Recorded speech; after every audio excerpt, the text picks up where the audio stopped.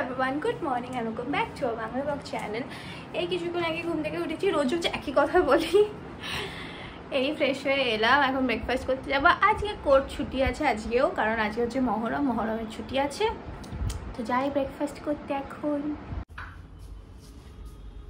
কি হয়েছে, কি করেছে, কোথায়? হ্যাঁ, বড় ঘরে। কই, ও কিছুক্ষণ আগে এইদিকে এসছিল। এইটুকু গলা দিয়ে উঠে এসছে, অ্যাসিডিটি হয়ে গেছে বুলুর। কি হয়ে গেছে বুলু? ঠিক আছে, অ্যাসিডিটি হয়ে গেছে বুলুর। ঠিক আছে বুলু, কোনো ব্যাপার না, এরকম হতেই থাকি। তো আজকাল আমাদের মুরগিগুলো না সকাল থেকে অনেকটা টাইমই বাইরে ছেড়ে দেওয়া হয়। আগে কি করা হতো? এখন ছাড়া? হ্যাঁ, বন্ধ কর। তো আগে এরকম করা হতো না, যে মুরগিগুলো মানে যখন ছাড়া হতো নিগরানিতে থাকা হতো, কেউ থাকতো এখানে। এখন ছেড়ে দেওয়া হয়, ওরা ঘুরে ফিরে তারপর একটা টাইমে ভুজি দেওয়া হয়। এই যে আমাদের মুরগিগুলো ঘুরছে, পিচ্ছে, খাচ্ছে, ছুটছে, মজা করছে। এই একটাই মোরগ আমাদের, বাকি সব মুরগি। লোকেদের বাড়িতে একটা তুলসী গাছ নিয়ে কত টানা নিয়ে, এখানে দেখ তুলসী গাছের বোন না হয়ে গেছে, ভরে গেছে। কি রে মোরগ? ওই যে ওইটা শুয়ে আছে, গায়ে কি সব মেখেছে দেখ। দেখ ওই মুরগিটা দেখ, ফুলটুসি গায়ে কি সব মেখেছে, কালো হয়ে গেছে পুরো পালক। এই গাছের ফুলগুলো তোলা হয়নি কারণ মা বলছে যে এগুলো নাক চাপা। তারপর বলছে দেখো পাতাগুলো কেমন সাপের ফনার মতো। সত্যি দেখছি, হ্যাঁ সাপের ফনার মতো। আমাদের এই ঠাকুর দেখিনি কোনদিন, ফার্স্ট টাইম দেখি। হ্যাঁ, ফুলগুলো দেখতে সুন্দর। হ্যাঁ, ওদিকেও আছে। আর এই খাবার আছে রুটি, পেঁপে, লাউ, ডাল।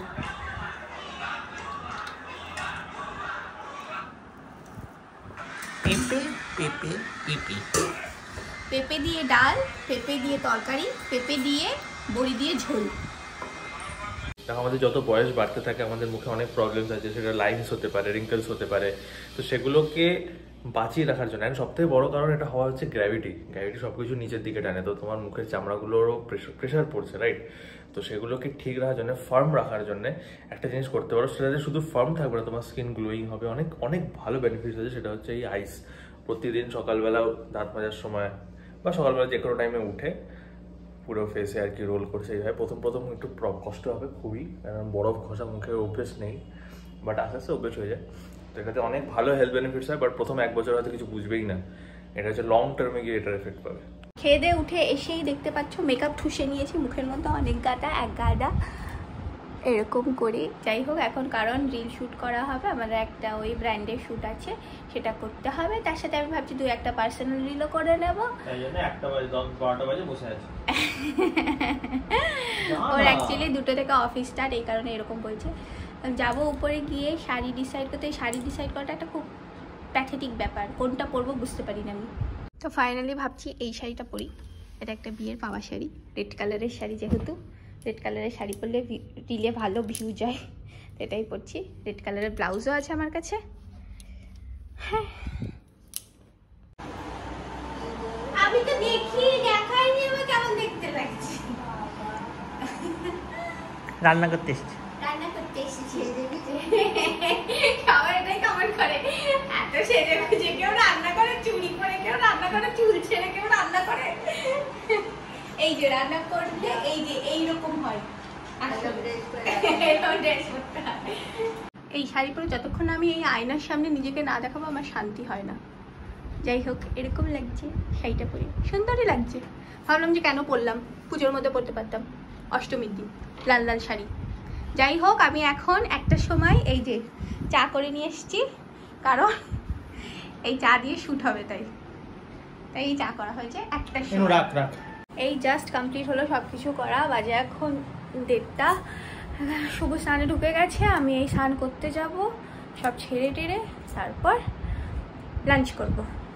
তো এই রিল শ্যুট করা শেষ হয়ে আমি স্নান করে এলাম। ইন্দ্রাণী স্নান করতে গেছে। আজকে আমার শিফট, অ্যাকচুয়ালি যে নাইট শিফট ছিল পরপর 5 দিন, বাট একটা ট্রেনিং হবে বলে নাইট শিফট চেঞ্জ করে যাবো আফটারনুন শিফট, মানে 2টো থেকে 2টো বাজতে কত 5 মিনিট বাকি আর 2টো থেকে রাত 11টা অবধি শিফট। তো 2টো থেকে 3টে অবধি ওই ট্রেনিংটা চলবে। তো যার ফলে আমাকে এখন ট্রেনিংটা অ্যাটেন্ড করতে হবে, না করলে তো অ্যাটেন্ডেন্স ওখানে দেখবে নেই, তারপর তার বললাম না সেই সিনারিওটা। তো তাই জন্য অ্যাটেন্ড করবো, তারপর খেতে যাবো।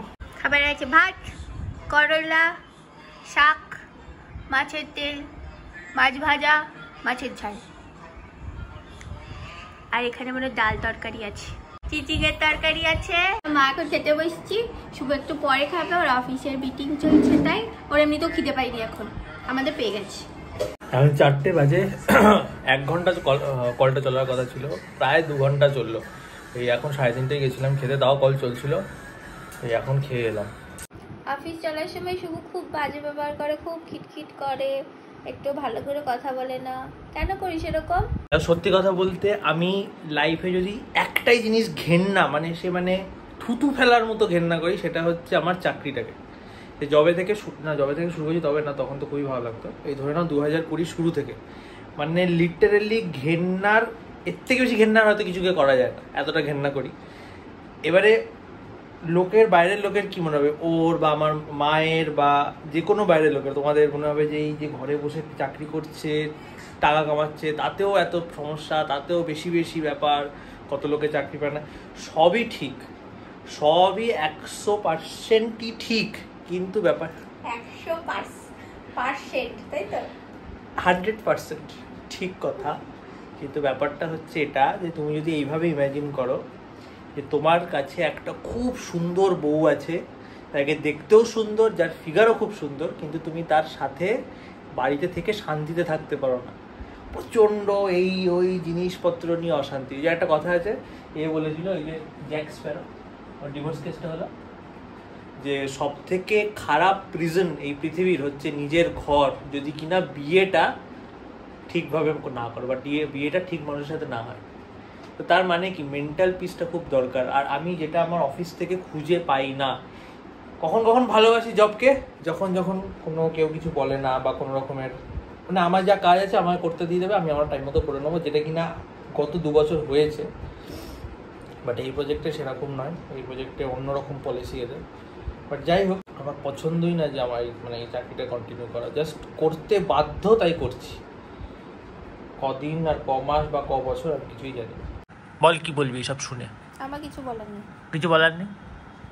তুই চাস আমি চাকরি করি তাই তো? আমার চাওয়া না আছে কি হবে? তুই চাস কি চাস না আগে বল, মন থেকে বল। কি যে তোর বর চাকরি করবে কি করবে না? বর চাকরি করলো কি না করলো আমার তাতে কোনো আসে যায় না। বলতে পারছিস না কথাটা? আমার হ্যাঁ কি না হচ্ছে যখনই কোনো একটা কাজের মধ্যে থাকে তখন আমার সাথে খুব বাজে ব্যবহার করে, সেই যে টিপিক্যাল বরগুলো হয় না, অফিস থেকে বসের কাছে গালাগালি খেয়ে এসে বউকে গালাগালি করে, অনেকটা ওই রকম টাইপের। শুধু ওই জন্য নয়, মায়ের সাথেও এই মানে শুধু সেটা নয়, যেই আসুক ওই সময়, মানে আমার কি বলবো, মানে আমি সেই 2020 থেকে এখনোই অপেক্ষাতেই আছি যে কবে এটাকে বিদায় দিতে পারবো জীবন থেকে, তার জন্য এইসব করা। কিরে করিস না তো, তুই তো রেগে গেছিস দেখছি, তুই তো বুঝাচ্ছিস কথা, তোর বুঝবি না, কিছু বুঝবি না ইনু, যে আমার 1 ঘন্টার কলটা কখন শেষ হবে, শেষ হচ্ছে না, আমি খেতে পাচ্ছিলাম না, কিরে বুঝবি না? কিরে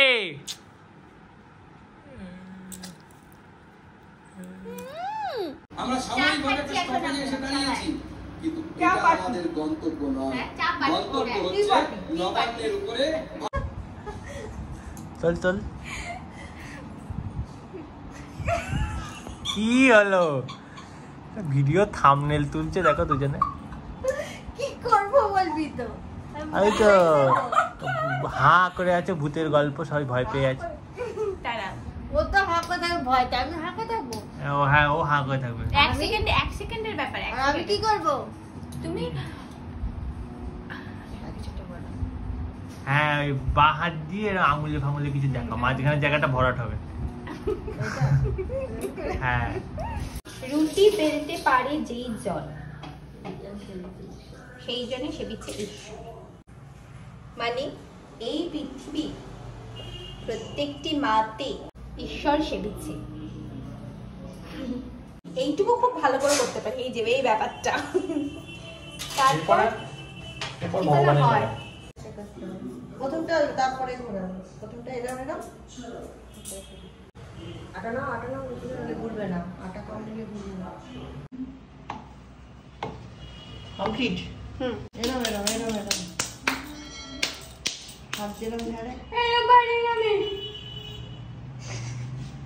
আমি এরকম করে ছাড়তে পারবো। ওইটাই তো করছো, ওটাই স্পিডে এরকম। কোথায় দেবো? ছাড়ো ঘুটে যেমন দেয়। খাবারে আছে রুটি, ডিম, পটলের তরকারি, আলু ঝিঙের তরকারি, আলু চিচিঙ্গের তরকারি, মুগ কড়াই আর এই খেয়ে এলাম। এখন বিছানায় বসেছি, এখন যথারীতি মশারি টাঙাবো, টাঙিয়ে শুয়ে পড়বো। তো আজকে ভিডিওটা এই অবধিই থাকছে। তোমাদের যদি ভিডিওটা ভালো লেগে থাকে তাহলে লাইক, কমেন্ট, শেয়ার, সাবস্ক্রাইব করে দাও। আমাদের ইনস্টাগ্রামে ফলো করে নিও। তো দেখা হচ্ছে নেক্সট ভিডিওতে। Till then tata, bye by.